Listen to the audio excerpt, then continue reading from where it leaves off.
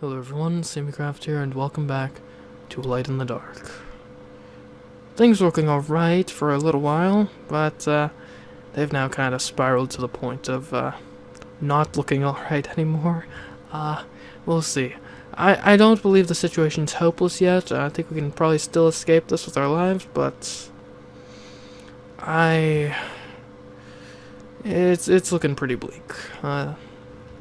Anyways, let's go. Day 6. Answer.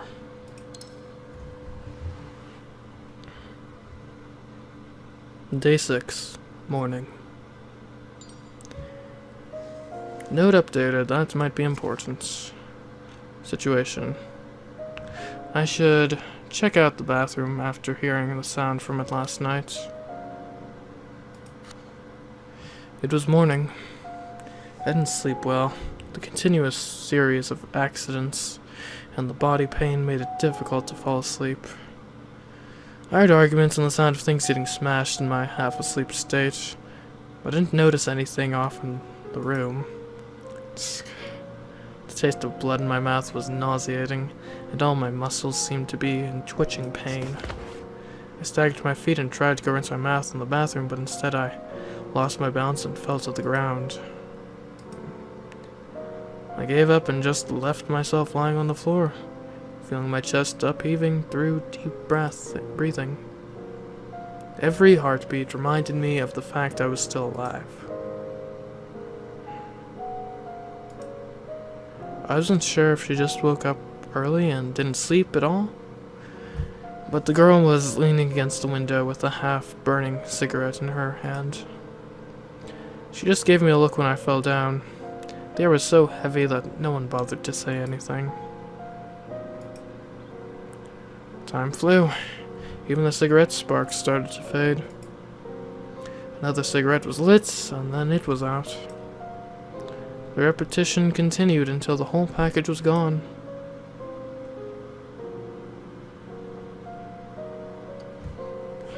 Anything to eat? My voice apparently shocked her, who immediately tensed her body and jumped up like an alarmed cat and jumped out of her chair. I was too scared to make any sound. She stared at me briefly before gave a long sigh while supporting her head.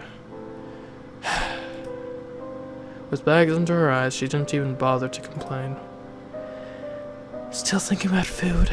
Are you nuts? Nothing is more important than food. Except maybe water, I guess. No one knew what would happen next. I didn't have the spare energy to think about anything else but the present. Really? Would getting fed solve the problem? She threw the bread at me with a self-deprecating smile on her face.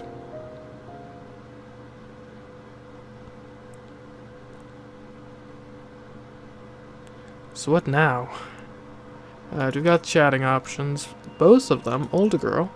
What do you plan to do next? Still no money, so you're sick, yet you're drinking Coke. Do you live here? Interesting. And there's a young girl. Why don't you try to escape?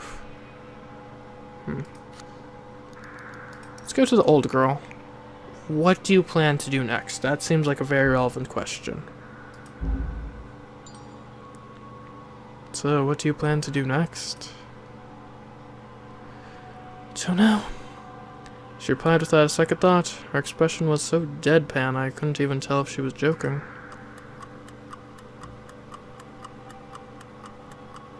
The cops would be here soon, though, I guess? I mean, the money thing, let's not be delusional. We don't know the circumstances about the money at all. The cops would be here soon, though. Wouldn't it be better if you just let me go? Don't you worry, I'll take care of everything before they arrive. She smiled at me with extra emphasis on the word, take care. I'm not sure how I feel about that. I'm not sure observing's gonna do us much good at this point. We could take a look in the bathroom. Oh my... Oh.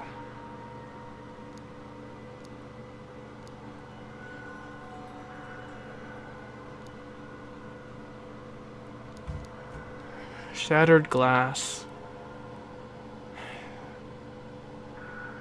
It's a classic weapon.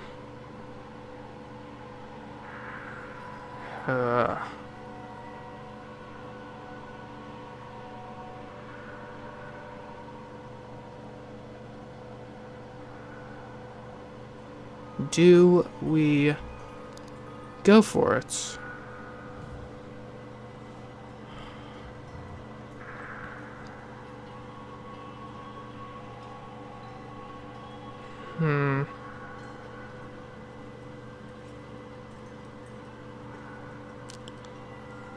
Even if we have the weapon of shattered glass, there's still the issue of the knife. Having a weapon does not make us immune from getting killed in a knife fight. And, in fact, the knife would be the better weapon. I mean, shattered glass, if you're using that as a weapon, you're cutting your own hand while using that, most likely. It's not going to have as good reach, it's not going to be as, it's not going to be as well balanced, it's not going to be as good at stabbing. I think the glass is a trap. I don't know, maybe I'm being too passive here. I fully recognize that.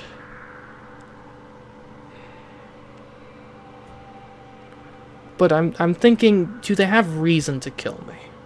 I don't think they want to kill me, so they'd only kill me if they have reason to, right? I don't think they have really good reason. I mean, I don't think me being dead or alive helps them at all, especially if we're presuming that the police are going to be in soon. If I smuggle out some glass from the bathroom, now they've got reason to kill me. Betrayal, and, well, not really betrayal so much, but, it's tough. Oh, we can examine the list now. Let's take a look at that. Colored paper, rizus, scattered on the ground. All these clean folded lines are from the same hands of the girl. Okay. Let's try chatting one more time.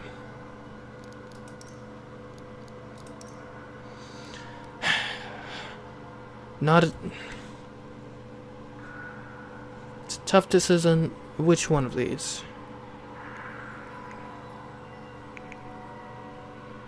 Could ask if they live here.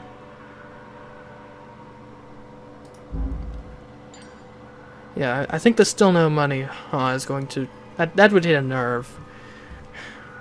And I don't want to do that right now. Do you live here? Why do you ask? She didn't answer directly, but carefully asked back. After I managed to trick her a few times, she got more and more careful when talking to me, fearing to reveal more information. I saw toothbrushes and glasses in the bathroom, so I thought you might live here. What do you think? I think only homeless people would find this place attractive. Ha! Hearing my honest answer, she covered her mouth and giggled in a bit of a mockingly manner. We're not that far off from being homeless, just slightly more fortunate. Okay. I think I'm going to either be really glad or really regretting not picking up that glass. After a while, the little girl woke up as well. She sat up slowly on the bed. She looked at her sister first, then to me, then lowered her head helplessly. Notes updated. Let's take a look at that. She said nothing even after seeing her sister's abuse. She just sat there quietly, folding paper. Whether it was her sister yelling at her, or shaking her fist with an insane, nasty face, these all must be unfamiliar to her. She thought everything was under control. She thought if she listened to Big Sis, there would be money. Now she realized things were out of control. Not only would there be no money coming, but they might have to face the penalty. The bubble of fantasy popped, leaving only the terrifying reality that made people uncomfortable. Have some food. The girl passed the breakfast to her sister. The little girl raised her head and looked at her big sis, hoping to hear some words of encouragement or explanation. But there was nothing. The girl just leaned against the wall without a word. There were too many things to think about, and her sister's feelings were least of her concern. The little girl didn't ask anything. She knew no one could answer her question. Or perhaps she already knew the answer. She started to make paper cranes after finishing the sandwiches. Her mechanical movement held no meaning within. There would never be enough cranes to pay up the debt without the ransom. She knew that too, but that's all she could do to support her sister. Nothing more. They said making 1,000 paper cranes will pass your wish to the divine. Looking at all the cranes on the floor, I wondered if her wish had been heard.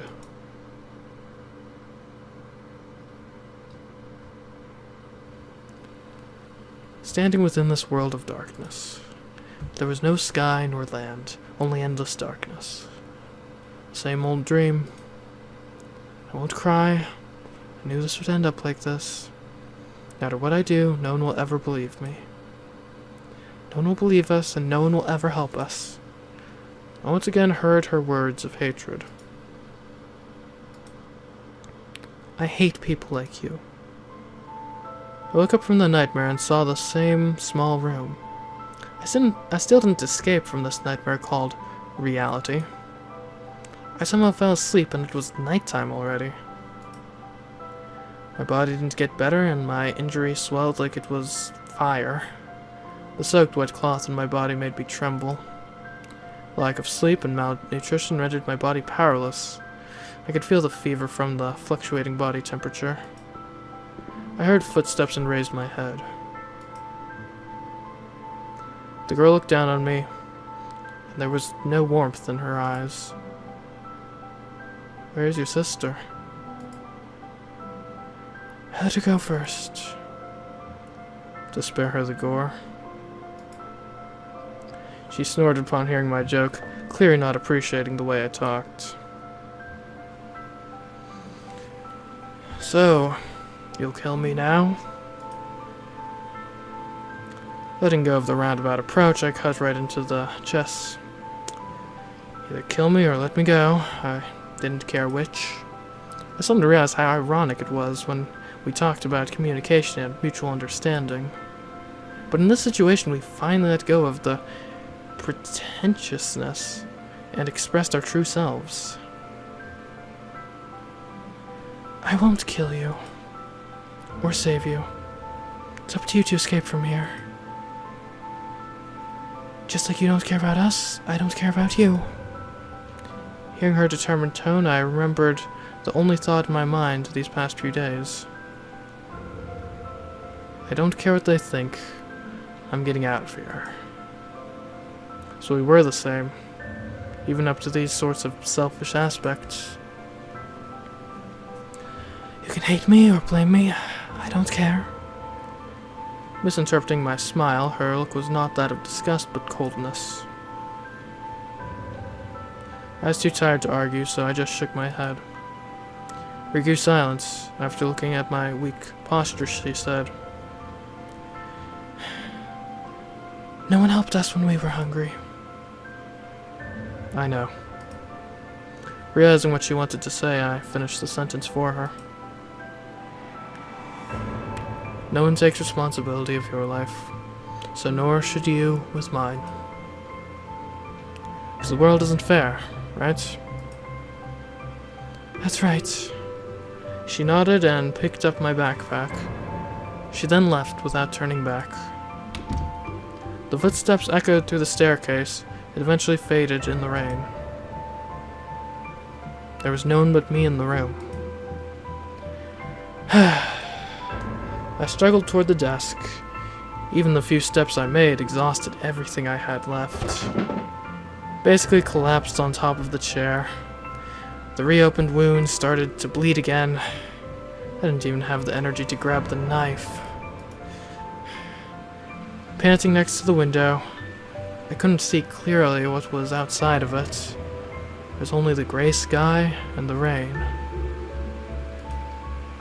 I remembered how she smoked next to the window and seemed to try to find something out there.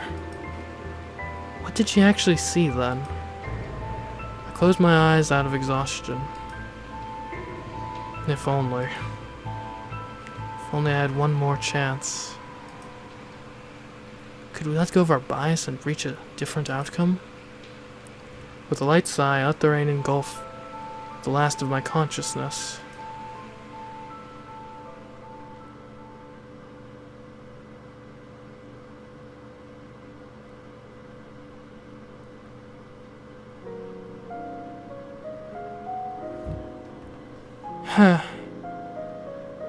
Well,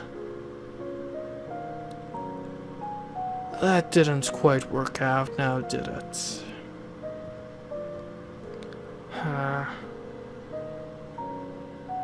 Honestly, I don't think the glass would have helped. Well, that's Light in the Dark. Full playthrough. Oh. I'm going to presume there's probably better endings than that. And who knows, maybe we can pursue some of those if there's still interest in the series. Otherwise, this has been our deep, depressing tale here together of A Light in the Dark. Well, yeah. So again, if there's demand, we may try again. We may try to approach things differently, reach a better outcome. Off the top of my mind right now, I'm not exactly certain what exactly I'd change. But there's definitely probably some things we should have done differently. Maybe if we had more stamina? More rest? I don't know. But anyways, guys, this has been A Light in the Dark. If you want to see more, make sure to show your support for the series, like, comment, and subscribe. But otherwise, guys, until next time, I've been CMeeCraft, and I'll catch you in another video, whether perhaps more A Light in the Dark or something else. Goodbye.